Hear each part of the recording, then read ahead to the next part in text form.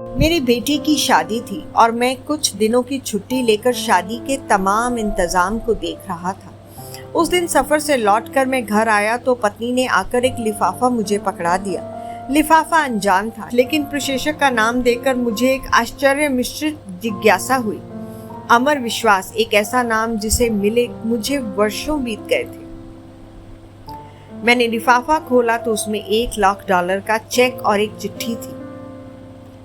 इतनी बड़ी राशि, वो भी मेरे नाम पर। मैंने जल्दी से चिट्ठी खोली और एक सांस में ही सारा पत्र पढ़ डाला। पत्र किसी परी कथा की तरह मुझे अचंभित कर गया। लिखा था, आदरणीय सर, मैं एक छोटी सी भेंट आपको दे रहा हूँ। मुझे नहीं लगता कि आपके एहसानों का कर्ज मैं कभी उतार पाऊंगा। ये उपहार मेरी अनदेखी बहन के लिए है। घर पर सभी को मेरा प्रणाम। आपका अमर। मेरी आंखों में वर्षों पुराने दिन सहसा किसी चलचित्र की तरह तैर गए। एक दिन मैं चंडीगढ़ में टहलते हुए एक किताबों की दुकान पर अपनी मनपसंद पत्रिकाएं उलट पलट रहा था कि मेरी नज़र बाहर पुस्तकों के एक छोटे से ढेर के पास खड़े एक लड़के पर पड़ी। वो पुस्तक की दुकान में घुसते हर एक व्यक्ति से कुछ कहता और कोई प्रतिक्रिया न मिलने पर वापस अपनी जगह पर जाकर खड़ा हो जाता। मैं काफी देर तक मुग्दर्शक की तरह ये नज़ारा देखता रहा। पहली नज़र में ये फुटपाथ पर दुकान लगाने वालों द्वारा की जाने वाली सामान्य सी व्यवस्था लगी, लेकिन उस लड़के के चेहरे की निराशा सामान्य नहीं थी। वो हर बार नई आशा के साथ अपनी कोशिश करता, फिर वही निराशा। मैं काफी देर तक उसे देखने के बाद अपनी उत्सुकता दबा नहीं पाया और उस लड़के के पास जाकर खड़ा हो गया। वो लड़का कुछ सामान्य सी विज्ञान की पुस्तकें बेच रहा था।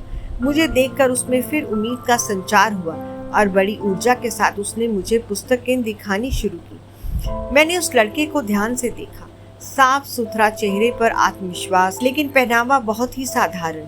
ठंड का मौसम था और वो केवल एक हल्का सा स्वेटर पहने हुए था। पुस्तकें मेरी किसी काम की नहीं थी, फिर भी मैंने जैसे किसी सम्मोहन से बंद कर उससे पूछा, बच्चे, ये सारी पुस्तकें कितने की हैं? आप कितना दे सकते हैं सर? अरे कुछ तुमने सोचा तो होगा। आप जो दे देंगे, लड़का थोड़ा निराश होकर बोला। तुम्हें कितना चाहिए?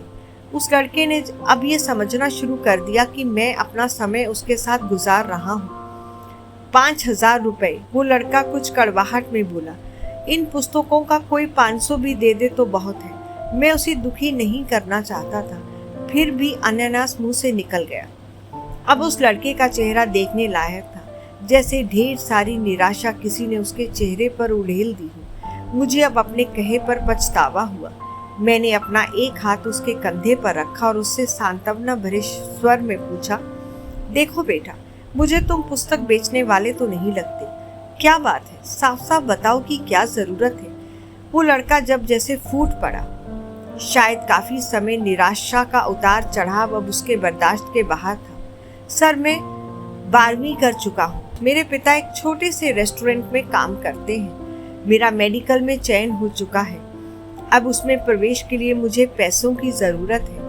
कुछ तो मेरे पिताजी देने के लिए तैयार हैं, कुछ का इंतज़ाम वो अभी नहीं कर सकते।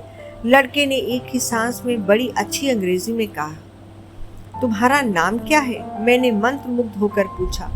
अमर विश्वास। तुम विश्वास हो और दिल छोटा करते हो। कितना पैसा चाहिए? 5,000। अब की बार उसके स्वर में दीनता थी। अगर मैं तुम्हें यह रकम दे दूं तो क्या मुझे वापस कर पाओगे? इन पुस्तकों की इतनी कीमत तो है नहीं। इस बार मैंने थोड़ा हंसकर पूछा। सर, आपने ही तो कहा कि मैं विश्वास हूँ। आप मुझ पर विश्वास कर सकते हैं। मैं पिछले 4 दिन से यहाँ आ रहा हूँ। आप पहले आदमी हैं जिसने इतना पूछा। अगर पैसे का इंतजाम नहीं हो पाया तो मैं भी आपको किसी होटल में कप प्लेट धोता हुआ मिलूंगा।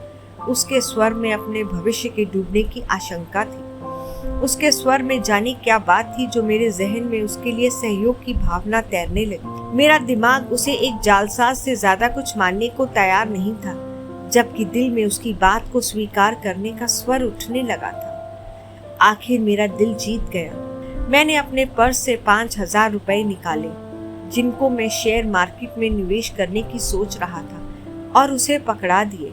वैसे इतने रुपए तो मेरे लिए भी मायने रखते थे, लेकिन ना जाने किस मुंह ने मुझसे वो पैसे निकलवा दिए। देखो बेटा, मैं नहीं जानता कि तुम्हारी बातों में, तुम्हारी इच्छा शक्ति में कितना दम है, लेकिन मेरा दिल कहता है कि तुम्हारी मदद करनी चाहिए, इसीलिए कर रहा हूँ। तुमसे 4-5 साल छोटी मेरी बेटी भी है।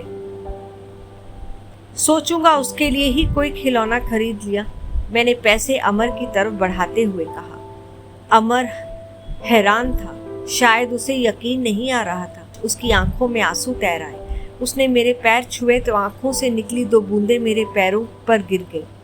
ये पुस्तकें मैं आपकी गाड़ी में रख दूं? कोई ज़रूरत नहीं, इन्हें तुम अपने पास रखो। ये मेरा कार्ड है, जब भी कोई ज़रूरत हो तो मुझे बताना। वो मूर्ति बनकर खड़ा रहा और मैंने उसका कंधा थपथपाया। कार स्टार्ट कर आगे बढ़ा दी। कार को चलाते हुए वो घटना मेरे दिमाग में घूम रही थी और मैं अपने खेले जुए के बारे में सोच रहा था, जिसमें अनिश्चितता ही ज़्यादा थी। कोई दूसरा सुनेगा तो मुझे एक भावुक मूर्ख से ज़्यादा कुछ नहीं समझेगा। अंत मैंने ये घटना किसी को ना बताने का फैसला किया। दिन गुजरते गए। अमर ने अपने मेडिकल में दाखिले की सूचना मुझे एक पत्र के माध्यम से दी। मुझे अपनी मूर्खता में कुछ मानवता नजर आई। एक अनजान सी शक्ति में या कहीं दिल में अंदर बैठे मानव ने मुझे प्रेरित किया कि मैं 1000-2000 रुपए उसके पते पर फिर भेज दूं। भावनाएं जीती और मैंने अपनी मूर्खता फिर दोहराई। दिन हवा होते गए।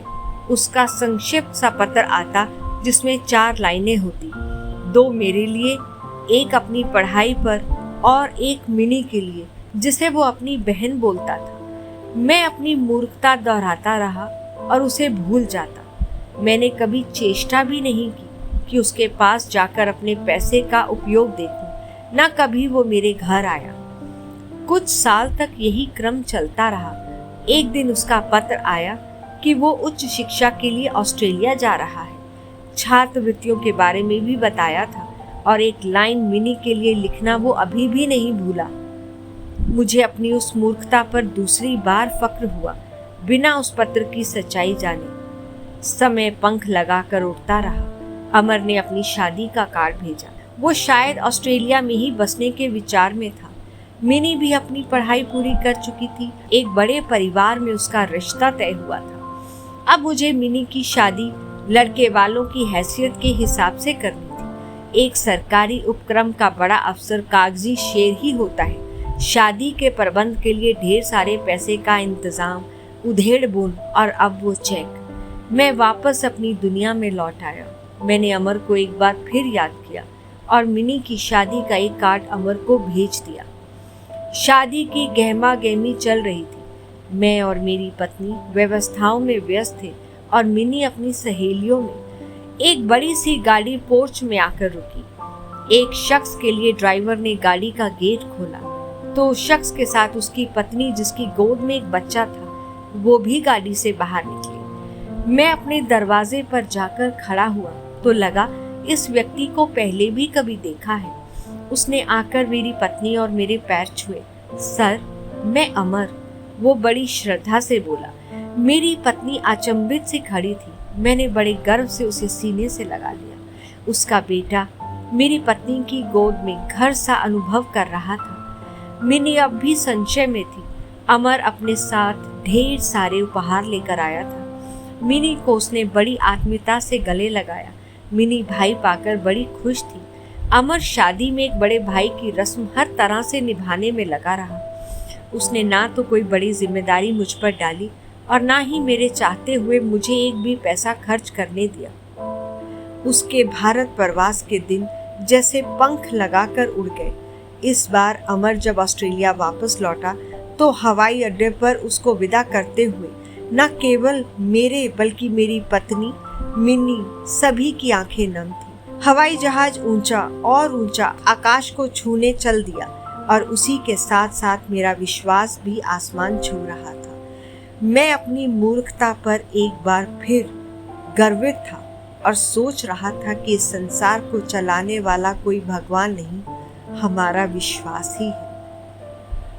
इस कहानी का सार है, विश्वास ही रिश्तों की नींव है। कहानी अच्छी लगी, अगर आपके दिल को भी छू गई, लाइक करें, शेयर करें और सब्सक्राइब करें।